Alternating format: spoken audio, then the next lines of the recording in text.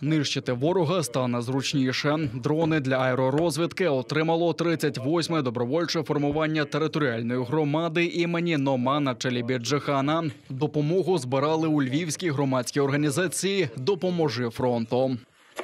Є їх маркировка. «Допоможи фронту». Не для продажу. Ми з ними працюємо з самого початку війни. Вони допомагають нам не тільки з дронами, але й з автомобілями та іншими необхідними засобами для комплектування батальйону.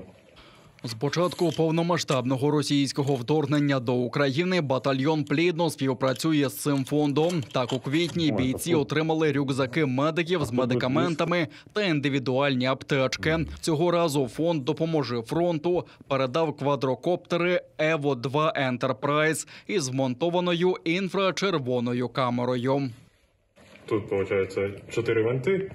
Він літає на 15 та більше кілометрів. Ця камера оснащена тепловізійною установкою та може зближувати десь на 8 кілометрів, тобто дуже добра якість зображення.